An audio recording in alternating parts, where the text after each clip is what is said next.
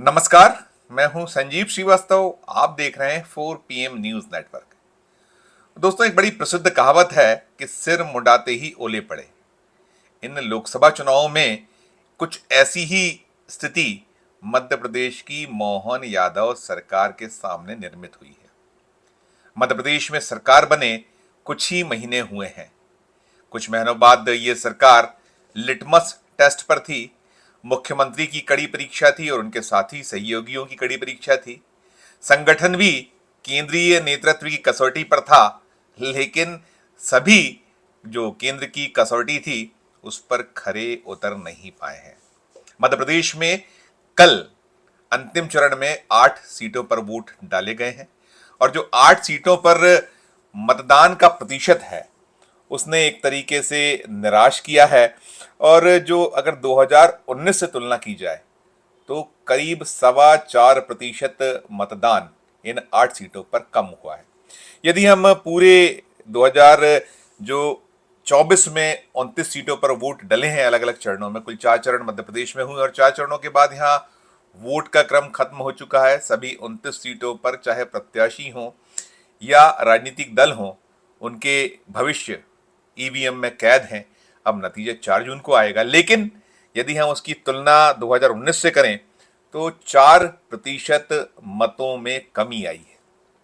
अब जो ट्रेंड है, जो स्थितियां हैं, लगभग लगभग देश के प्रत्येक राज्य में है, लेकिन मध्य प्रदेश से कुछ ज्यादा उम्मीदें जो बीजेपी का केंद्रीय नेतृत्व है वो पाले हुए था।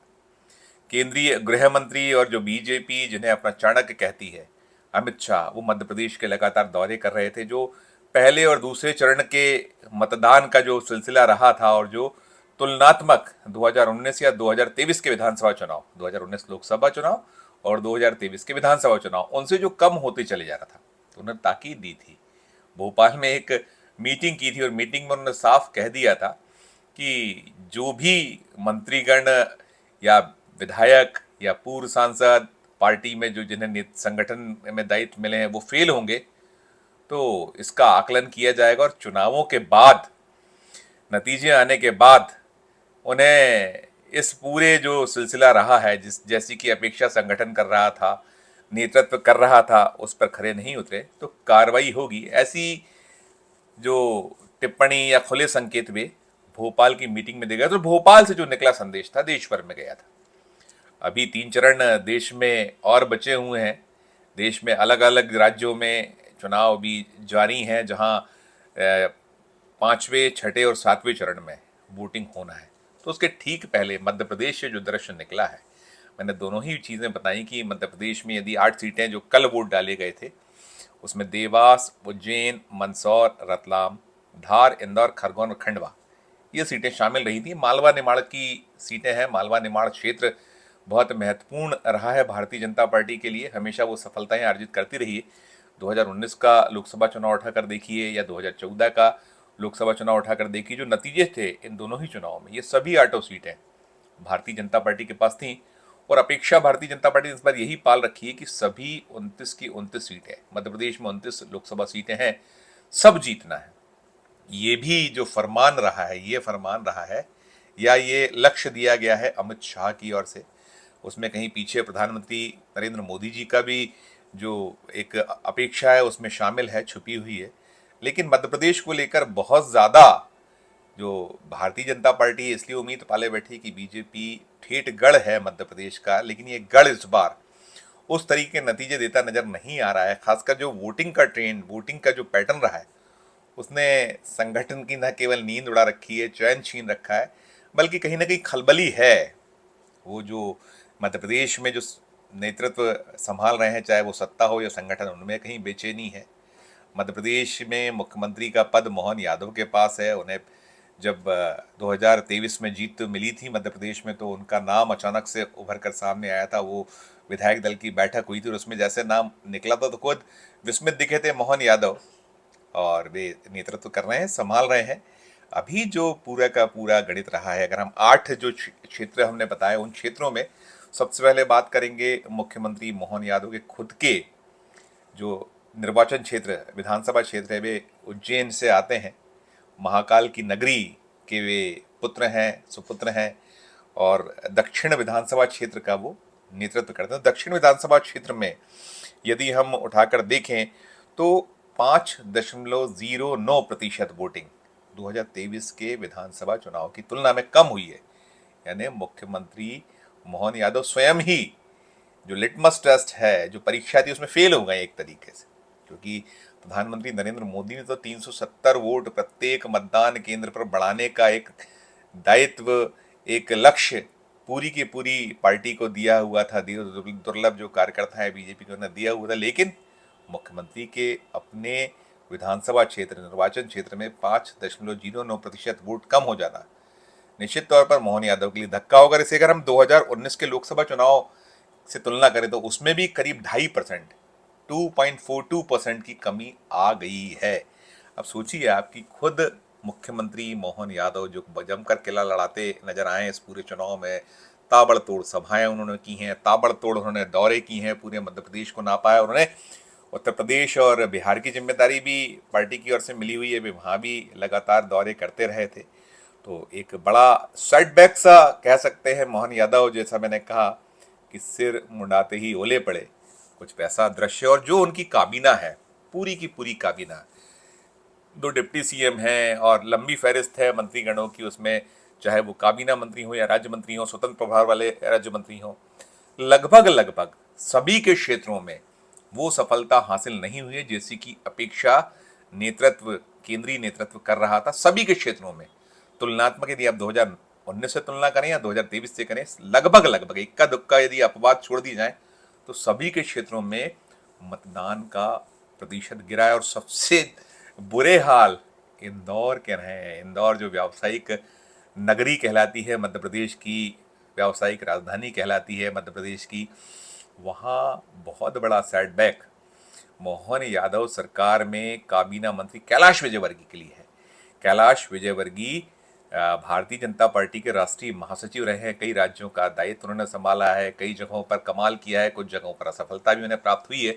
लेकिन अभी जो लोकसभा के चुनाव कल ही वहाँ इंदौर में वोट डले और इंदौर में जो कुछ हुआ था, वो जो कांग्रेस के प्रत्याशी को कह सकते हैं कि बीजेपी ने जिस तरीके से अंतिम क्षणों में हाईजैक किया था, वो मैदान से हट गया था और भारतीय जनता पार्टी उसने ज्वाइन कर ली थी, अक्षय कांतिमम कांग्रेस के प्रत्याशी ने।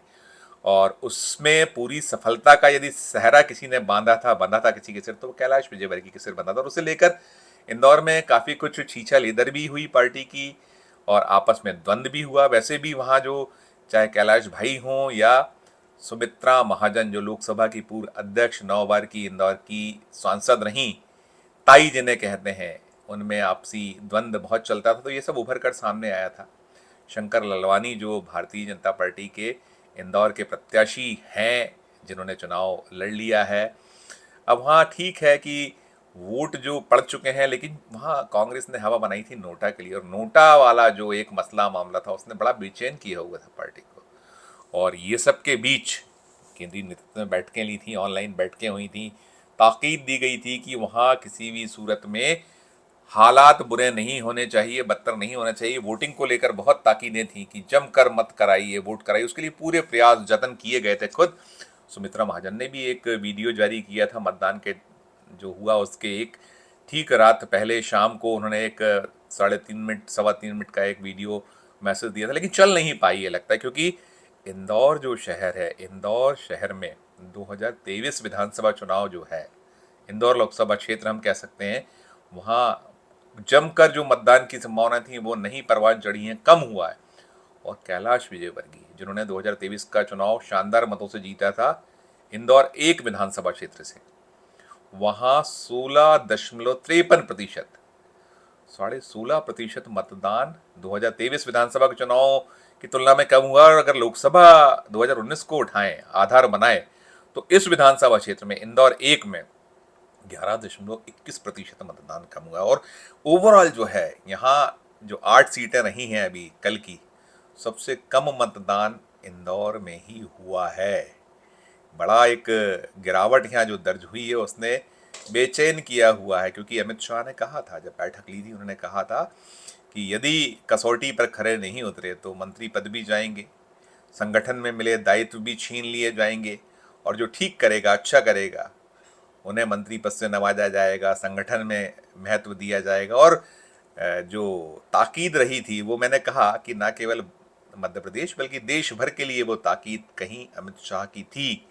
लेकिन कुल मिलाकर वो पूरा का पूरा जो हालात रहे हैं वो परवान नहीं चढ़ पाए। अब मध्य प्रदेश में भारतीय जनता पार्टी ने इस बार 29-0 का एक लक्ष्य अपने तय रखा हुआ है।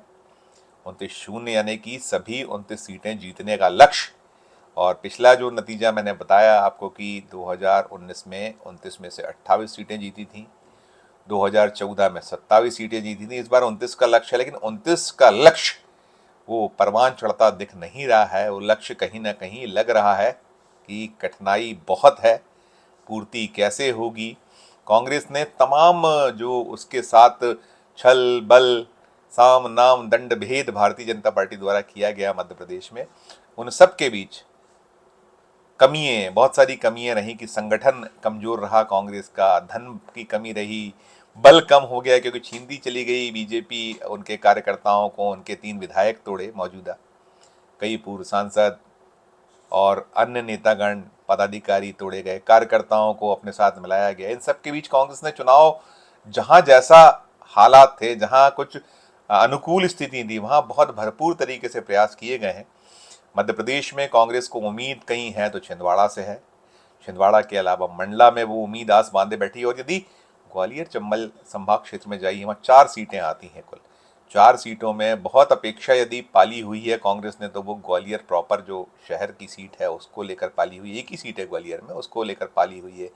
मुरैना को लेकर अशंभित है, उम्मीद पाले बैठी है कांग्रेस की भिंड में सफलता शायद मिल जाए उसे।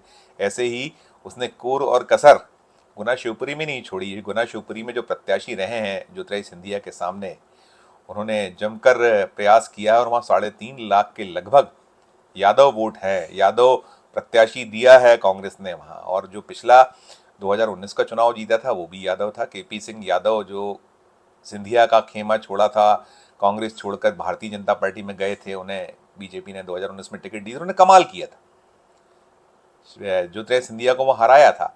तो वहाँ भी उम्मीद आस पाले है। और अभी जो बाकी जो क्षेत्र हैं चुनाव जहाँ जहाँ हो गए उसमें यदि अभी देखा जाए तो रतलाम झाबुआ सीट जहां कांतिलाल भूरिया चुनाव लड़ रहे हैं, पूर्व केंद्रीय मंत्री, वहां से कांग्रेस को एक आस उम्मीद है कि वहां कुछ कमाल हो सकता है। खरगोन में उम्मीद आस पाले बैठी। राजगढ़ में भी उसका दावा तो यही है कि राजगढ़ में शानदार जीत दिग्विजय सिंह अर्जित कर सकते हैं। अलग अलग क्षेत्र हैं, 29 में से 7-8 सीटों पर कांग्रेस बहुत ज़्यादा आशान्वित है। नतीजे 4 जून को आएंगे।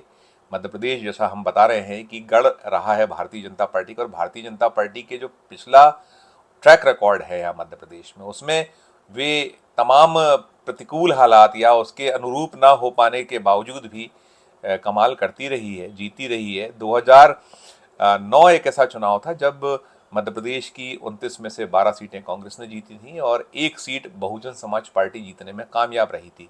तो जो अभी कल चुनाव जहां हुए 8 सीटों पर, वो 2009 में उसमें से 6 सीटें थी कांग्रेस के पास। तो अब हालात वैसे तो नहीं है, उस तरीके के नहीं है, लेकिन हाँ अगर हम अलग अलग क्षेत्रों में देखें, मैंने आपको बताया कि ग्वालियर चंबल संभाग हुआ, इधर ये मालवा निमाड़ आपने उसके बारे में हमने बताया। फिर जो कहलाता है भोपाल से जुड़े जो इलाके हैं, राजगढ़ वाला सीट की बात कांग्रेस कह रही है। और साथ साथ अगर हम बिंदु क्षेत्र देखें तो बिंदु क्षेत्र में भी कुछ आस उम्मीद कांग्रेस पाले बैठी है। बहुत प्रतिकूल हालात रहे हैं उसके लिए, कांग्रेस के लिए अनुकूल स्थितियां नहीं बनी रही हैं, बावजूद इसके वो पूरे प्रयास करती रही। और प्रयासों के बीच अभी जो चुनाव है ये तो मोदी का चेहरा वर्सेस राहुल गांधी की जो एक तीर तर्कश से निकल रहे हैं, प्रियंका गांधी ने जो तीर तर्कश से निकाल कर चलाए, उन सब के बीच है। फिर जनता वर्सेस भारतीय जनता पार्टी, जनता वर्सेस मोदी, इसे भी बहुत तरजीह दी गई है कि ये चुनाव वैसे ही कुछ है। नतीजे क्या आएंगे ये तो मैंने फिर कहूँगा कि 4 जून को मालूम होगा। लेकिन ये ज़रूर रहा है कि पसीना पसीना रही है भारतीय जनता पार्टी इस 2024 के चुनाव में, मध्य प्रदेश में भी। और अभी जो कुछ हुआ है, चाहे वो मोहन यादव हों, मुख्यमंत्री पद का निर्वहन कर रहे हैं, उनके क्षेत्र में मतदान का गिरना, कैलाश विजयवर्गीय जो बहुत कद्दावर लीडर हैं, मध्य प्रदेश के मंत्री हैं, फिर और भी ऐसे नेता हैं जिनके क्षेत्रों में कहीं कुछ कठिनाइयां रही हैं और कांग्रेस कमाल की उम्मीद कर रही है, तो ये सब कुछ होता है। तो लगता यही है कि 4 जून को नतीजे आने के बाद यदि सब कुछ भारतीय जनता पार्टी के पक्ष में नहीं होता है तो निश्चित तौर पर बहुत बड़ी गाज मध्य प्रदेश के नेताओं पर गिरना सुनिश्चित माना जा रहा है। और यदि परिणाम जो भारतीय जनता पार्टी के अनुकूल भी होते हैं, जो उसके लक्ष्य हैं उसके आसपास होते हैं, या लक्ष्य पूरा हो जाता है, तो भी अमित शाह उन नेताओं में है कि जो यहाँ जो भी परफॉर्मेंस नहीं दे पाए हैं लीडर, उनकी जो अ, कसावट तो हो गई होगी, संगठन हो सत्ता हो, और पेच कसे जाएंगे जो नेता है, ऐसा मानकर चला जा रहा है। सूत्र यही कह रहे हैं कि तैयार रहे नेता। तो जुगतबाजी हो रही है, जो फेल रहे हैं लीडरान, चाहे वो मंत्री हो, उन्होंने जुगतबाजी शुरू कर दी है। अपना जो बचाव के लिए जो तर्क दिए जा सकते हैं, जो तथ्य दिए जा सकते हैं, उन्हें जुटाने का क्रम शुरू हो गया है। वो बताया जा रहा है क्या कुछ है, और हमने अभी देखा भी है अलग अलग तर्क की। कल ही जैसे जिन क्षेत्रों में मतदान हुआ तो कई नेता जो बड़े नेता हैं, बड़े नाम है, कहते नजर आए कि पानी हो गया, आंधी तूफान आ गया, गर्मी बहुत थी, और तमाम जो जो तर्क कुतर्क हो सकते हैं वो दिए जा रहे हैं। पहले भी ऐसे दिए गए।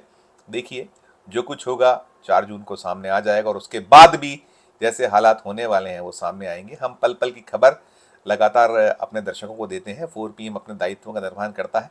इस वीडियो में फिलहाल इतना ही। हम फिर किसी नए वीडियो, किसी नए विषय के साथ आपके समक्ष उपस्थित होंगे। हमारा अनुरोध कि हमारे चैनल को लाइक कीजिए, सब्सक्राइब कीजिए, और यदि ज्वाइन का बटन आपने मध्य प्रदेश का नहीं दबाया है, हमारे जो नेशनल चैनल हैं, हमारे अन्य राज्यों के चैनल हैं, उनका नहीं दबाया तो ज़रूर दबाइए। और साथ साथ इस वीडियो को अधिक से लोगों से शेयर कीजिए। वीडियो के कमेंट बॉक्स में जाकर कमेंट जरूर कीजिए कि वीडियो आपको कैसा लगा, और देखते रहिए 4 PM Madhya Pradesh, 4 PM national और 4 PM हमारे अन्य राज्यों के चैनलों को। धन्यवाद, नमस्कार।